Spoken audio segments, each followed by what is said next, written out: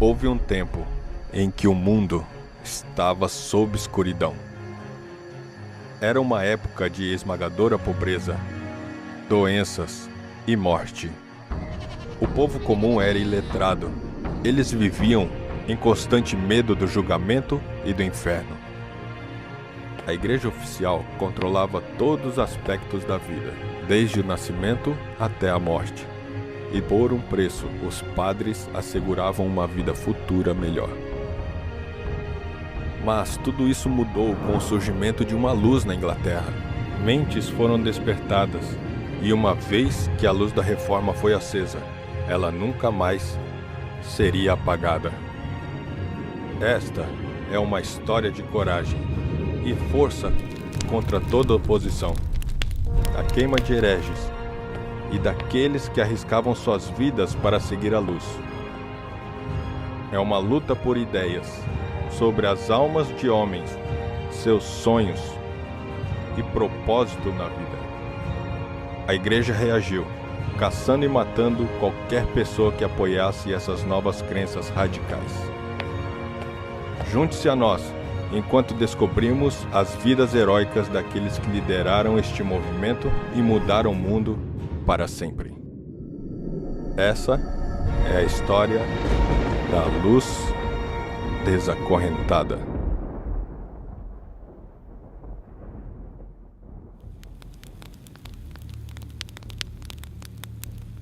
No primeiro século depois de Cristo, uma nova religião se espalhou através do Império Romano. Um homem, com uma vida simples e ensinamentos profundos, transformou o mundo de seus dias. Seu nome era Jesus Cristo. Ele se proclamou Filho de Deus e partilhou uma mensagem que mudou vidas e deu esperança a muitos. Paulo, que inicialmente perseguiu amargamente essa nova religião, foi trazido face a face com Cristo durante o encontro. Chocado com a ideia de que poderia estar lutando do lado errado, ele reestudou as Escrituras. Conforme a palavra iluminava sua mente, ele ficou convencido de que isto era verdade. Ele dedicou o restante de sua vida para espalhar essa mensagem.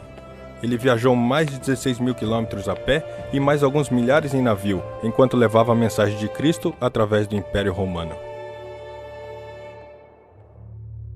Em Roma, esses novos ensinamentos não eram populares. O cristianismo, por sua própria natureza, demandava a adoração exclusiva do Deus do céu. Deidades pagãs das tribos ao redor da Ásia Menor se confundiam com os deuses romanos Juno, Netuno e Marte. Até mesmo alguns dos imperadores eram considerados deuses. Mas os cristãos chamavam essas deidades de falsos deuses. Não é difícil de imaginar porque o cristianismo se tornou muito impopular em Roma pagã. Assim começaram gerações de perseguição, uma batalha acirrada entre a cultura e a escritura, paganismo e a verdade. Tais filosofias não podem coexistir, assim como a luz e a escuridão não coexistem juntas. Então Paulo foi preso, levado por esta via, para aguardar por seu julgamento em Roma.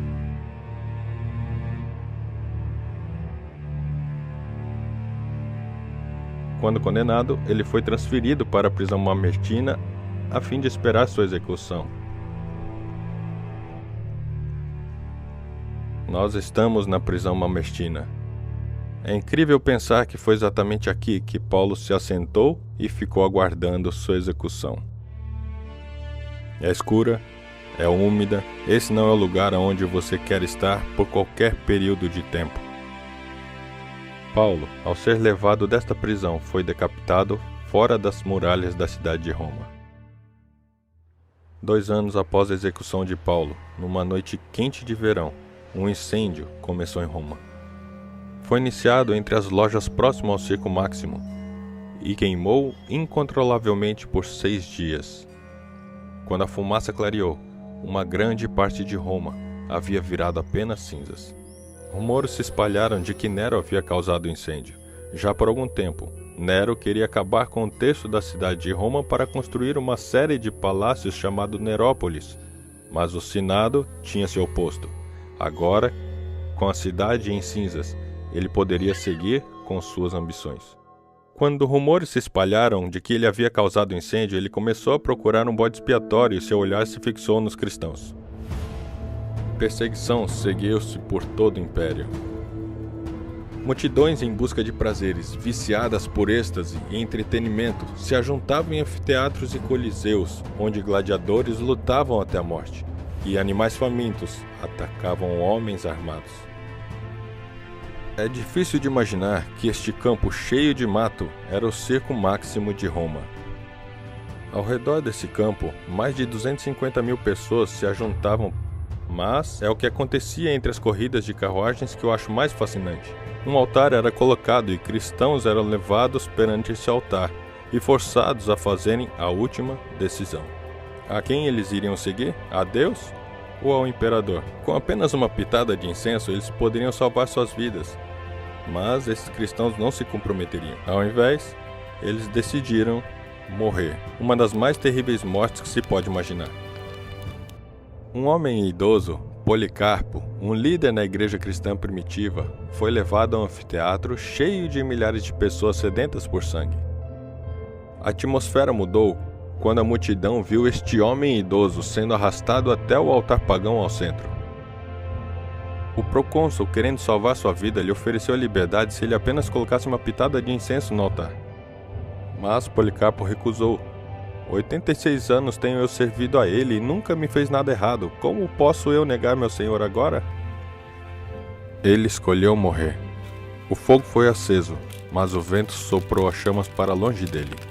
Conforme a multidão começou a expressar simpatia por ele, um soldado se aproximou e enfiou uma espada ao seu lado. O impacto sobre os espectadores ao assistirem esses primeiros cristãos morrerem era evidente. Foi dito que o sangue dos mártires é semente, e quando um morria, muitos mais se levantavam para tomar o seu lugar. Durante os próximos 200 anos, a perseguição aos cristãos continuou em várias partes do Império Romano. Mas em 284 d.C., quando Diocleciano subiu ao poder, os cristãos enfrentariam a pior perseguição que eles haviam experimentado até agora. O Império Romano estava à beira de colapso. Diocleciano tentou fortificar o império revivendo práticas das religiões antigas de Roma. Paganismo. O cristianismo foi proibido. Intensa perseguição através do império aconteceu de 303 a 313 d.C. Enquanto essa terrível perseguição enfurecia-se, um novo imperador subiu ao poder, que mudaria o Império Romano para sempre. O cristianismo estava por se deparar com sua maior mudança e com seu mais perigoso inimigo. A luz estava por ser acorrentada.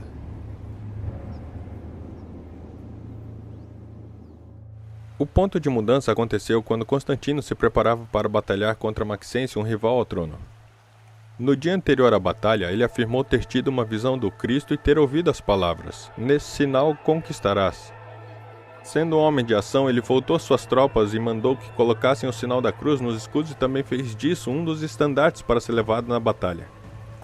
No próximo dia, quando o exército de Constantino marchou contra Maxêncio, o inimigo foge, batendo em retirada, e o próprio Maxêncio se afogou no rio aqui embaixo. Isto convenceu Constantino de que o cristianismo era a religião verdadeira. Ele fez com que seus soldados marchassem pelo rio e disse a todos eles que agora eles eram cristãos batizados, e ele mesmo se diz um seguidor de Cristo. Quando o sol se põe naquele importante dia, poucos perceberam a significância do que havia acabado de acontecer. Constantino e Roma estavam abraçando o cristianismo. O mundo nunca mais seria o mesmo novamente. Em 330 d.C., Constantino mudou a capital do Império Romano para um local estratégico no leste. Ele colocou seu próprio nome na cidade, chamando-a de Constantinopla. Hoje é conhecida como Istambul, na Turquia. Por quase 8 séculos, Constantinopla era a mais rica e maior cidade da Europa. Era também tida como possuindo as mais avançadas defesas de todas as cidades do Império. Constantino também lançou o Edito de Milão, que legalizou o cristianismo e apoiou aqueles que o praticavam. Ele também mandou que o domingo deveria se tornar o dia universal de descanso e adoração por todo o império, ao invés do sábado guardado pelos judeus e apóstolos. Enquanto as controvérsias se desenvolviam no cristianismo, uma mudança começou a acontecer. Ao invés de pesquisar as escrituras em busca da verdade, os concílios da igreja ou o próprio imperador decidiram as crenças e doutrinas da igreja. Esses ensinamentos frequentemente conflitavam com a Bíblia. Durante os séculos seguintes, um grande abismo começou a se formar. Aqueles que se recusaram a permitir que outros determinassem suas crenças bíblicas continuaram a ser perseguidos. A igreja se dividiu entre a igreja autorizada pelo governo e um movimento subterrâneo de crentes espalhados pela Europa.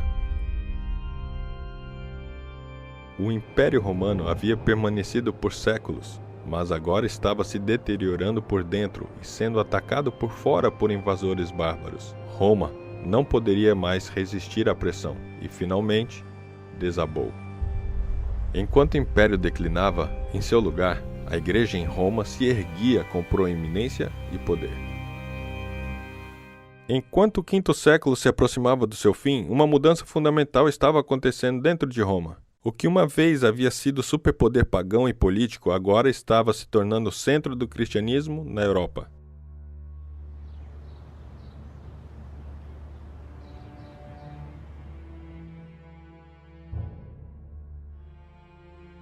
Nós chamamos o período de tempo que se seguiu a essa queda de Idade das Trevas. Tribos romanas de bandidos e bárbaros invadiam as terras do interior. As estradas foram tomadas pelo mato. Sem manutenção própria, os aquedutos cessaram de levar água às cidades e as ruas transbordavam com esgoto. Com a escassez de matéria-prima, as pessoas saqueavam as pedras dos coliseus, templos e teatros para construírem suas casas. Varíola, disenteria e praga devastavam a terra em ondas, às vezes matando até metade da população. Enquanto as tribos bárbaras se estabeleciam na Europa Ocidental, Clovis, o poderoso rei dos francos, adotou a fé cristã. Isso foi significativo, porque os bárbaros eram pagãos, não cristãos.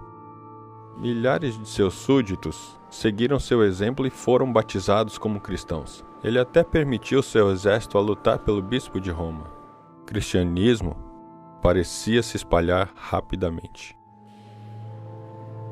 Enquanto o cristianismo estava crescendo no Ocidente, dramáticas mudanças estavam acontecendo na parte ocidental da cidade de Constantinopla.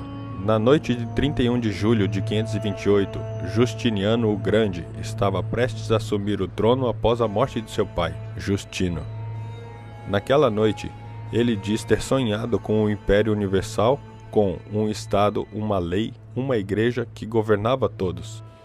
Justiniano se determinou a transformar este sonho em realidade quando se tornasse imperador. 5 anos depois, Justiniano passou a Corpus Juris Civilis, reajustando o Código Romano legal. Pela primeira vez na história, o cristianismo era a lei que governava a terra e quaisquer outras visões dissidentes deveriam ser perseguidas. O Codex Justiniano demandava o seguinte: era proibido a qualquer pessoa ler a Bíblia a não ser o clero. Somente a igreja oficial podia conduzir batismos. Os hereges eram proibidos de se reunirem para adoração. As propriedades dos hereges poderiam ser confiscadas pela igreja e, finalmente, todos os magistrados e soldados tinham que jurar ser membros da igreja. É difícil de imaginar que aqueles que haviam passado por tanta perseguição por centenas de anos agora eram os perseguidores.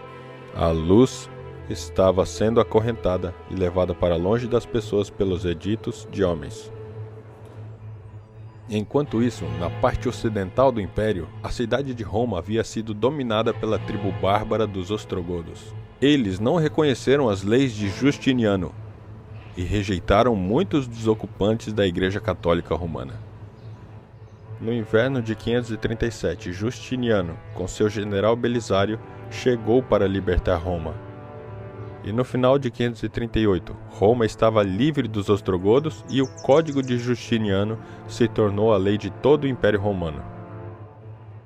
A liberdade religiosa, uma vez apreciada sob os ostrogodos, agora estava perdida, e a perseguição começou a se levantar pela primeira vez de dentro da Igreja Cristã. Pelos próximos 1260 anos, de 538 até 1798, A igreja oficial do Estado se tornou o líder político e religioso dentro do cristianismo.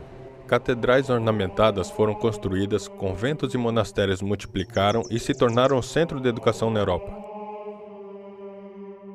Enquanto a Bíblia era copiada por monges e teólogos, ela era trancafiada à distância do povo comum. As escrituras eram traduzidas para o latim, a língua dos mais educados. Somente os padres, monges e teólogos eram considerados santos o suficiente para ler e interpretar as escrituras. A tradição e os editos dos concílios se tornaram a base da autoridade. No 8º século, Charlemagne se tornou o rei dos francos. Através de conquista militar e aliança com a Igreja Oficial do Estado, ele consolidou seu poder. Em 782 d.C., ele lançou um edito, condenando à morte qualquer pagão que se não convertesse ao cristianismo. Em 25 de dezembro do ano 800, o Papa Leão III coroou Charlemagne como imperador do Império Romano Ocidental. Fazendo isso, o Papa demonstrou que a Igreja tinha autoridade superior. A Igreja não estava apenas cooperando com o Estado, ela estava se superpondo ao poder estatal. Outro exemplo do poder da Igreja acima do Estado pode ser visto na história de Henrique IV no 11º século. O concílio da Igreja limitou mais ainda a autoridade imperial e quando Henrique foi contra, o Papa o ameaçou com excomunhão. Com essa ameaça, seus nobres não queriam apoiar seu governo.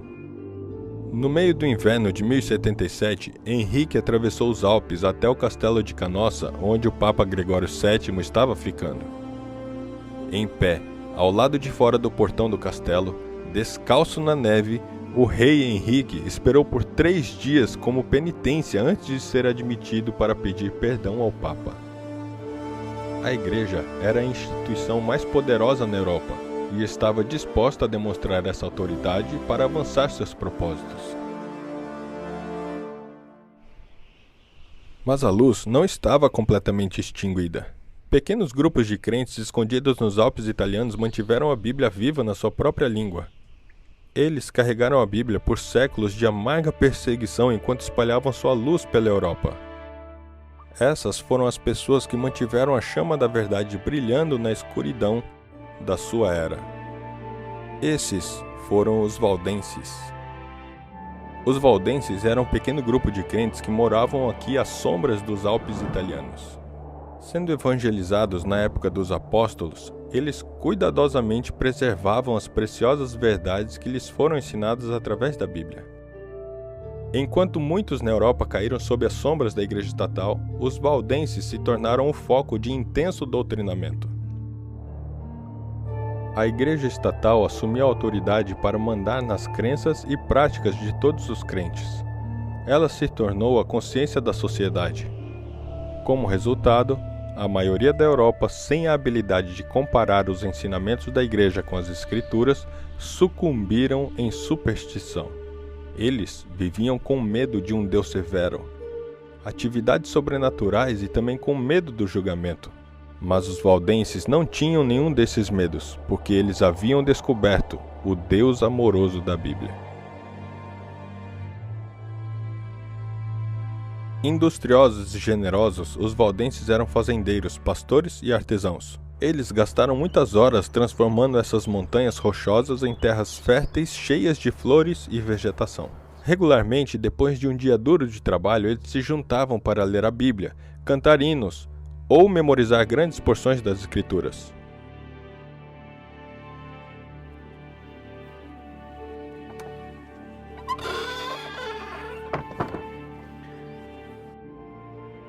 Os valdenses acreditavam firmemente na educação bíblica.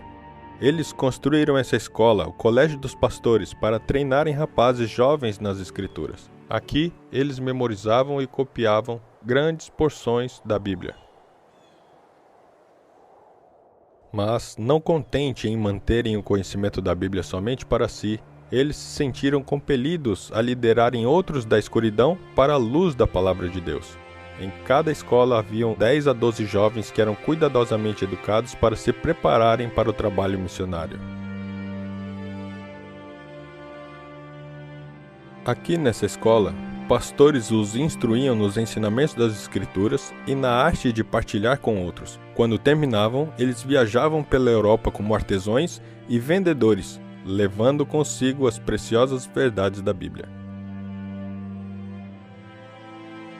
Alguns foram como estudantes para prestigiadas universidades como Oxford, Praga ou Paris, como missionários secretos para repartir a Bíblia com aqueles interessados. Devido à Bíblia ser proibida, eles cuidadosamente costuravam porções das Escrituras nas suas roupas e entre camadas de seus casacos, procurando por indivíduos que talvez pudessem ser receptivos ao Evangelho.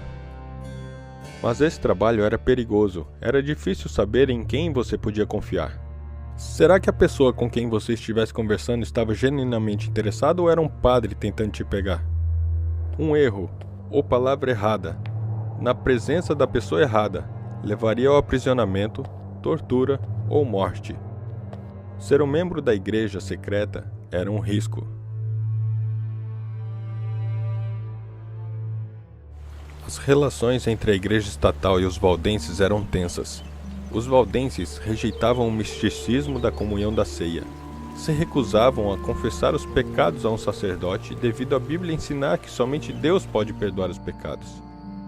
Eles praticavam o batismo de adultos ao invés de infantes e talvez o mais surpreendente é que eles adoravam no sábado do 7º dia apontado na Bíblia, igual fizeram os apóstolos que evangelizaram seus vales nos primeiros séculos.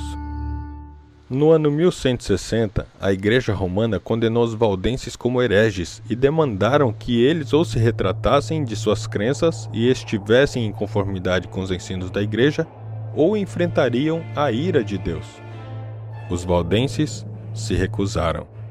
A Igreja reagiu conclamando ao extermínio esse povo pacífico das montanhas. Ao invés de apontarem as pessoas de volta à Bíblia como fonte da verdade, a Igreja apontou a espada.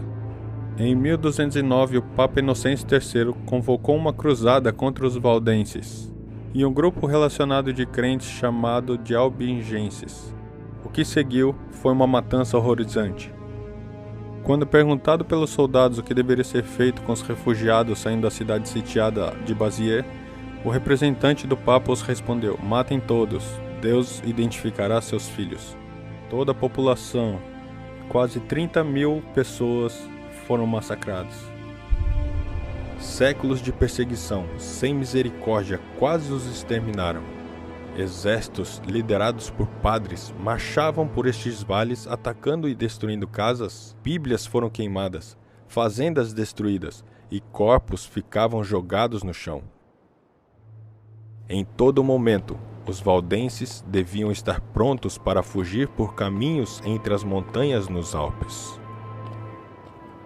Quando os inimigos se aproximaram, eles esconderam suas famílias em cavernas ou atrás de imensas pedras. O panorama era uma defesa natural contra os soldados.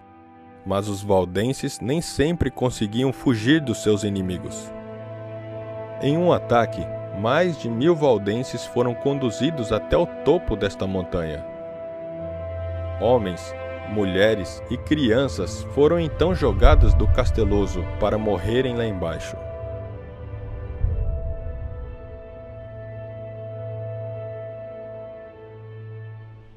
Frequentemente, pequenos grupos de crentes se juntavam em florestas isoladas ou cavernas escondidas para adorar. Muitas vezes, eles eram descobertos e brutalmente assassinados. No ano 1655, o Duque de Savoy se determinou a pôr um fim a esses hereges. Em pleno inverno, ele ordenou que os valdenses atendessem à missa ou se mudassem para os vales superiores. Ele achava que eles obedeceriam à ordem, ao invés de enfrentar o frio congelante. Mais de 12.000 pessoas abandonaram suas casas e fugiram para os altos vales. Homens, mulheres, crianças e até doentes atravessaram rios congelantes e ascenderam os topos congelados antes de chegarem nos vales superiores, onde foram calorosamente recebidos. Com seus propósitos frustrados, o duque decidiu usar de engano. Em 24 de abril de 1655, ele pediu que os valdenses alojassem seus soldados temporariamente. Sendo cidadãos leais, eles consentiram e alojaram milhares de soldados em suas casas em todo o vale. Depois de alguns dias, às 4 da manhã, na madrugada da Páscoa, os soldados se viraram contra aqueles que os hospedavam, matando, aprisionando e torturando sem misericórdia. Mais de 1.700 valdenses foram mortos e milhares mais foram aprisionados, enquanto muitos morreram de fome. Aos que sobreviveram foram dadas duas opções: converterem-se ou sair do país imediatamente. Não querendo se comprometer, eles escalaram os Alpes congelados para achar refúgio na Suíça. Quando a notícia do massacre se espalhou, as pessoas responderam com horror e indignação. Países protestantes abriram suas fronteiras e ofereceram refúgio aos valdenses remanescentes. Oliver Cromwell, que era senhor protetor em Londres, começou a fazer petições em favor deles. Ele começou a escrever cartas, a arrecadar fundos, conclamando dia de jejum e oração, e até ameaçando com força militar para vir e os resgatar.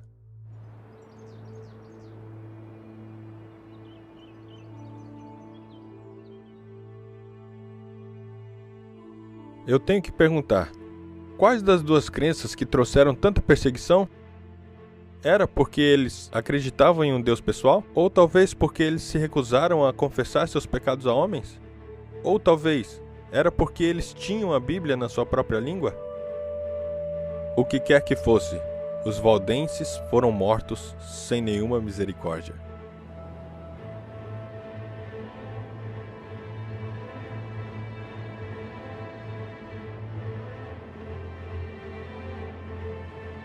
Havia um crescente abismo entre o rico e o pobre. Os ricos construíam suas fortunas no suor da classe trabalhadora, oferecendo proteção mínima como retorno por seus labores. Para o pobre, a luta para sobreviver era quase extenuante. Os livros eram raros devido a serem copiados à mão, e a maioria das pessoas comuns eram iletradas. Vidros pintados e estátuas ornamentadas nas igrejas eram a única instrução que muitos tinham das histórias da Bíblia. Nos serviços em latim, havia pouco significado prático para os adoradores que sequer podiam ler em sua própria língua. A igreja estatal se elevou ao auge de poder. Nenhuma outra autoridade estava acima dela. Ela reclamava para si o poder sobre os reis e governantes e até sobre os requerimentos e leis das escrituras. O dinheiro tornou o sangue vital da igreja. Projetos que levavam décadas e valiam milhões eram executados para a construção das grandes catedrais. Posições de liderança espiritual e influência eram às vezes concedidas àqueles que davam maior lance. A Europa necessitava desesperadamente de uma mudança. As pessoas se perguntavam se havia alguma coisa para fazer parar a corrupção. A escuridão era tão profunda que poucos pensavam haver uma forma de escape. Era tempo de uma mudança. Era tempo para a estrela da manhã da reforma.